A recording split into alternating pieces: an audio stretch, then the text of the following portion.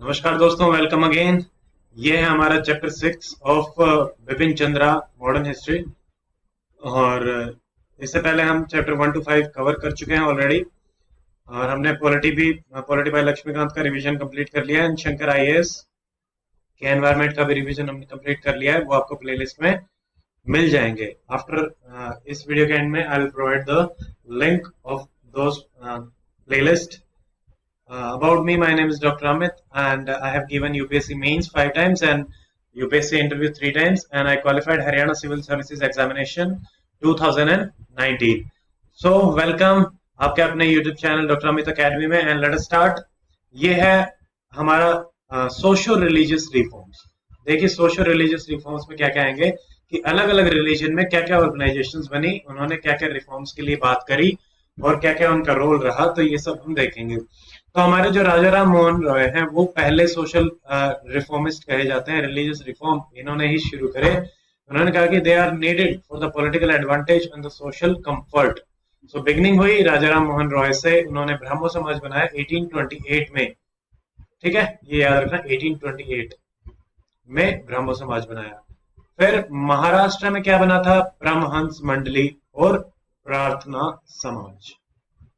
पंजाब में हमारा बना था आर्य समाज और सारिन सभा. यूपी में कायस्थ सभा. और ये ट्रिपल एस क्या है? सत्य शोधक समाज. ये बनाया था फूले ने.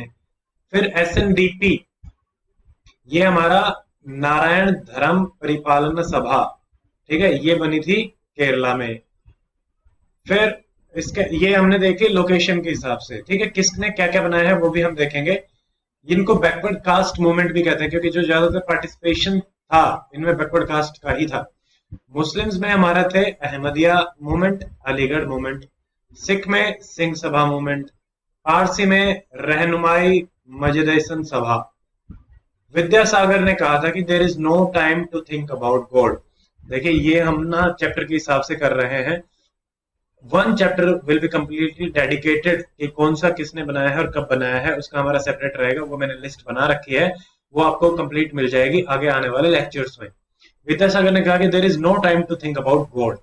19वीं जो हमारी सेंचुरी थी वहां पे विशेष साइकिल चल रहा था. रिलीजियस सुपरस्टिशंस बहुत हैवी थे और ये ऑब्स्ट्रक्ट कर रहे थे हमारे विजन को या मॉडर्नाइजेशन को. तो सोशल कंडीशंस बहुत डिप्रेसिंग थी. फॉर एग्जांपल सती प्रथा, जिसके खिलाफ लड़े थे राजा राम मोहन रॉय भी. सोशल क्लाइमेट फॉर मॉडर्नाइजेशन धीरे धीरे आ रहा था क्योंकि डिबेट एंड डिस्कशंस में बिकॉज ऑफ ब्रिटिश रूल आपके नए नए आइडियाज सामने आ रहे थे और लोग डिस्कस कर रहे थे. गोल्डन पास्ट की हम बातें करते थे बट ऐसा कुछ नहीं था. और बट फिर भी हम इसको यूज करते थे कि हमारा पास्ट ऐसा, हमारा पास्ट वैसा. बट हाँ, काफी कुछ चीजें अच्छी ही थी पर कुछ चीजें जो बुरी थी उनके बारे में डिस्कशन नहीं किया जा रहा था, तो वो एक गलत बात थी. अब यहाँ पे जो सोशल रिलीजियस रिफॉर्म्स थे वो फोकस कर रहे थे कि you have to replace faith with rationality. आप रैशनली सोचोगे तभी काम चलेगा. Put faith into question. सब कुछ क्वेश्चन करो, यही रैशनैलिटी होती है. Always ask how and why, तभी आप रैशनल कहलाओगे. टू इंपॉर्टेंट इंटेलेक्चुअल क्राइटेरियाज जो होंगे वो रहेंगे rationalism and religious universalism. Basically it means कि you have to question. And second, हर रिलीजन एक ही बात करता है, सब भाईचारे पीस की बात करते हैं. रिलीजियस यूनिवर्सलिज्म होना चाहिए. ऐसा नहीं आपका रिलीजन अलग मेरा रिलीजन अलग, बेसिक टेनेंट सबके सेम होते हैं. और हमारे अक्षय कुमार दत्ता, एके दत्ता थे और राजा राम मोहन रॉय थे. They were rationalist unmatched.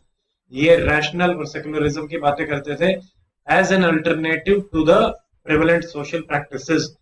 फिर हमारे आते हैं सैयद अहमद खान. इन्होंने कहा कि you have to modify the religion और the religion with fossilized. A K Datta कहा, he talked about the effort on the society of evils, मतलब on society of evils like sati का क्या प्रभाव पड़ता है सोसाइटी में, चाइल्ड मैरिज का, पॉलीगैमी का, इन सब का डिस्कशन किया था एके दत्ता ने, अक्षय कुमार दत्ता ने. गोपाल हरि देशमुख, ये इंपॉर्टेंट है, इनका निकनेम है लोकहितवादी. ये याद रखना, लोकहित.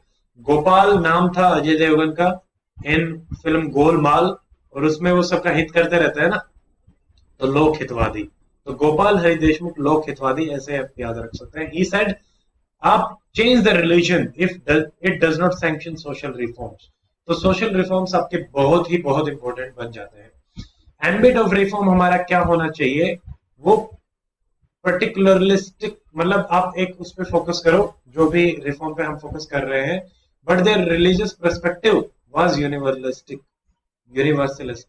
ठीक है, वो सबको सेम ही समझते थे बट फोकस कर रहे थे पर्टिकुलर रिफॉर्म पे। केशव चंद्र सेन, इसने कहा कि he do not find truth in religion, all are already true, तो सब के सब सत्य ही हैं। Religious universalism retreated into particularism because due to the challenges of colonial culture and ideology। तो क्योंकि हम उसके अगेंस्ट थे ना, कॉलोनियल कल्चर और आइडियोलॉजी के, तो हम हमारी पुरानी विचारधाराओं पे फिर से फोकस करने लगे। तो बेसिकली दो चीजों में हमारा स्ट्रगल चल रहा था, between the traditional culture and between the colonial culture. और वहां पे मूर्ति पूजा, पॉलिथेइज्म, प्रिस्टली जो मोनोपोली थी, रिचुअल्स का जो फोकस था, वो सबसे हैवी था, इसी के अगेंस्ट खड़े हो रहे थे। कास्ट सिस्टम आपका बहुत प्रेवलेंट था। राजा राम मोहन रॉय ने कहा कि इसको चेंज करने की बहुत ही अर्जेंट नीड है। राजा राम मोहन रॉय, राणा डे, दयानंद सरस्वती, विवेकानंद, फुले, नारायण गुरु, इन सब ने इसके बारे में बात करी। अब दो हैं, ये स्टेटमेंट्स बहुत इंपॉर्टेंट है, याद रखना। नारायण गुरु जी ने कहा था एक ही रिलीजन, एक ही कास्ट और एक ही गुरु फॉर द मैनकाइंड, जबकि सदाधरण अय्यप्पन, इन्होंने कहा no religion, no caste and no God. ये तो एथीस्ट जैसी बातें कर रहे थे, ये कर रहे हैं एक। तो नारायण गुरु, गुरु एक, एक गुरु जो बड़ा गुरु है। अय्यप्पा, अय्यप्पन नहीं, नैया नहीं चाहिए भाई, कुछ नहीं चाहिए, ये बात कर रहे हैं। No religion, no caste and no God. And Narayana Guru versus जो गांधी की कन्वर्सेशन हुई थी, उन्होंने कहा था कि जैसे लीव्स और जूस सेम होता है, इन्हीं लीव्स का ही जूस निकलता है ना, वैसे ही हर धर्म अलग अलग लीव्स की तरह है, बट उनका जो जूस रहेगा वो सेम रहेगा।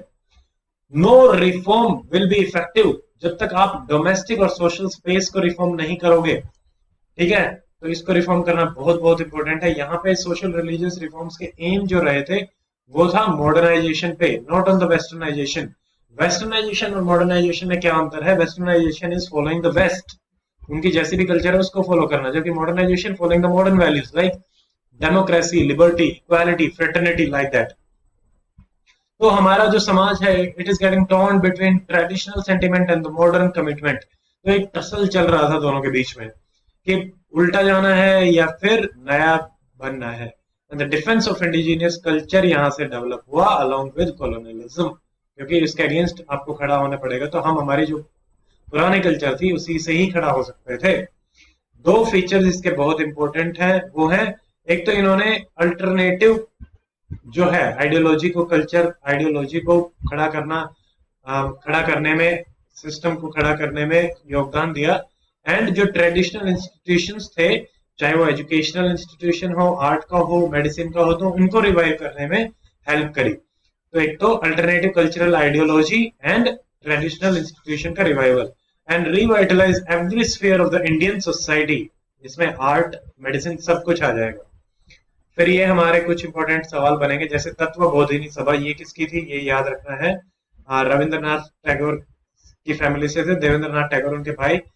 वो प्रमोट करने के लिए rationalist and humanist outlook and form of Hinduism based on Vedanta. Hinduism का जो रैशनलिस्ट और हिंदुइस्ट ह्यूमनिस्टिक फॉर्म है, इन्होंने उसको प्रमोट करने के लिए तत्व बोधिनी सभा बनाई थी देवेंद्रनाथ टैगोर ने, very important.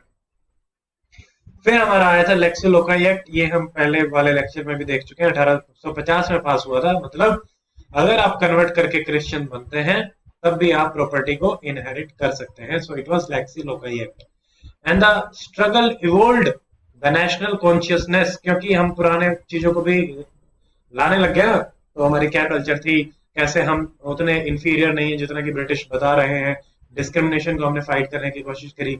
So it acted as an instrument in bringing initial intellectual and cultural break, obviously, and the part of resistance against colonial rule. तो ये भी इसने बहुत बड़ा रोल प्ले किया सोशल रिलीजियस रिफॉर्म्स की वजह से। यहीं से ही हमारा new modern situation evolve, new man, new home, new society, new cultural situation. काफी कुछ इसमें मेंस के हिसाब से ज्यादा था, तरीके के हिसाब का था, वो भी हमने देख लिया। कुछ फैक्ट्स आपको याद रखने पड़ेंगे, I have already covered it. So इसके बाद हमारा नेक्स्ट चैप्टर रहेगा इकोनॉमिक क्रिटिक। इसमें बहुत सारी चीजें आएंगी प्री से related, we will see into that. So if you like this lecture, please share and subscribe the channel. Do tell your friends about it. And if you have any suggestions, tell me in the comment section. And see you in the next lecture. Till then, stay fit, stay healthy. Goodbye. Jai Hind.